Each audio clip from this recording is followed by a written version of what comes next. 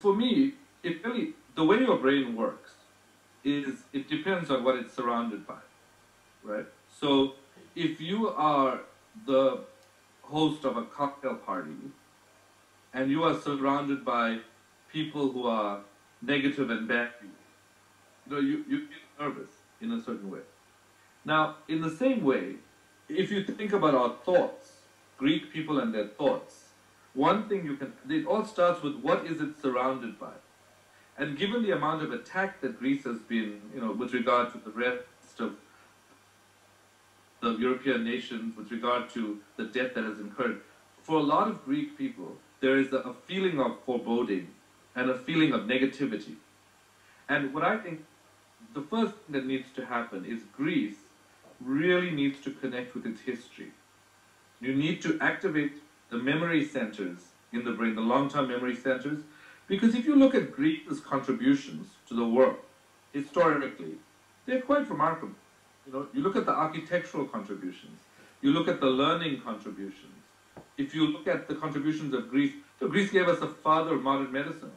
We probably wouldn't know any of what I'm telling you if medicine had not actually arisen from Greece. So it's not that Greece has a history that is very powerful, but because things have just happened, only short-term memory is activated, and long-term memory is not even part of the equation.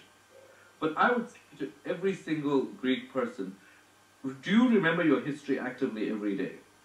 And do you rely on the fact that this really is part of your identity? We can leverage the positivity of our own cultures to surround our thoughts with what we're capable of. And historically, Greece has been capable of world-changing constructs, like I said, giving us the father of modern medicine. There's something that is inherent in the society that, it's not, people always, when you talk about Greece, and I love this about Greece, the food is delicious, the people are warm, people are emotional. That's true. But people are also really smart. I know the very first time that I came to Greece, I looked, I was looking at everything, I was looking at the ruins, and I was sort of thinking, I don't know what's going on here. I don't know what it is that this country is able to build the most fantastic things that are then somehow attacked. What is the psychology of a nation that has these amazing things that the whole world wants to look at? Every scholar is obsessed with it. And then somehow, for some reason, it gets attacked. And so, it gets much deeper than what we're talking about. But I think if Greece can ask itself, how can we become a more building-oriented society and protective over what we build? For example, if we are making money, how can we save it? If we are making money, how can we invest it more in what we're doing?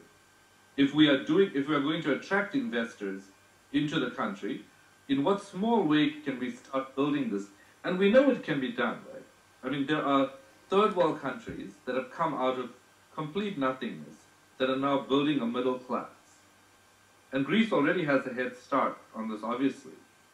So if third world countries can come out of building something from absolutely nothing, Greece already has some of the start. And I think if it just saw this, rather than say, oh my God, right now it's a bit like somebody has punched Greece in the stomach. And so recovering from that punch in the stomach. And so it's like, oh my God, I fell down. I don't know. But the difference between a successful person and an unsuccessful person is not the number of times they fall down, it's the number of times they get up. In fact, successful people fall just as much and sometimes more than unsuccessful people. When you have an Olympic athlete who's figure skating will try to jump up, do a triple toe loop, and fall many times until they perfect the action. Someone who is not a champion will not repeat it until they can perfect it. So what I would say to Greece is if you can learn these brain-based techniques to help you learn how to get up, to help you learn how to take a chance again, and to help you learn how to build the security base that you need in order to recapture your potential that has objective evidence in your history. What I would say to Greek business people is that there's beyond a doubt in my mind that this is possible. And there's no doubt in my mind that this capacity exists within Greece. I think what every individual needs to do is ask himself or herself, how can I optimize who I am to leverage my history to be able to make myself feel more secure and learn new brain-based behaviors so that I can be in a stronger position in life, because I can be.